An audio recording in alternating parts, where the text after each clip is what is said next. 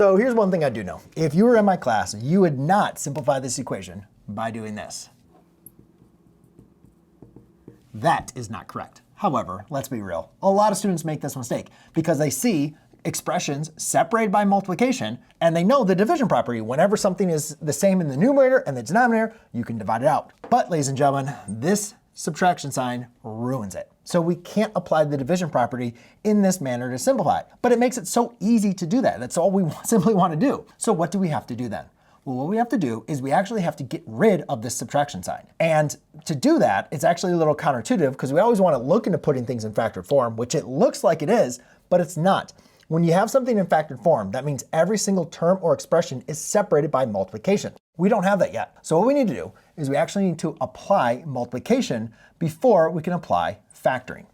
So x times x is an x squared. X times 3 is going to be a 3x minus 6.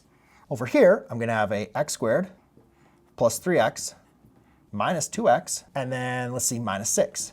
And then we still have that negative 6 right there, right? All right, so now let's go ahead and simplify this. This I already did pretty well.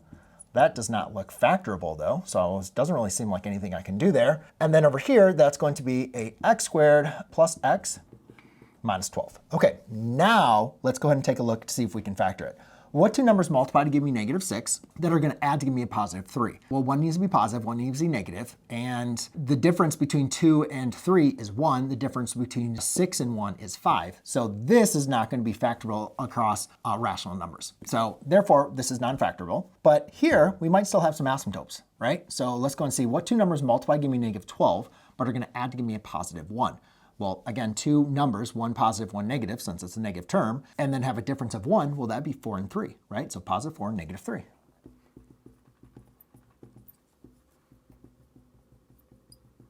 Okay, now, since neither of these terms could be divided out, right, because our numerator is non-factorable, these are both going to be represented by vertical asymptotes. However, the vertical asymptotes are not at 4 and negative 3, right? The vertical asymptotes occur at the values that make my denominator equal to 0.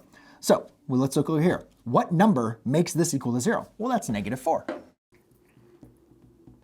And then what number over here makes this denominator equal to 0, or this expression equal to 0? That's going to be 3. So my next set of asymptotes is going to be an x equals 3. And that, ladies and gentlemen, is how you find the vertical asymptotes.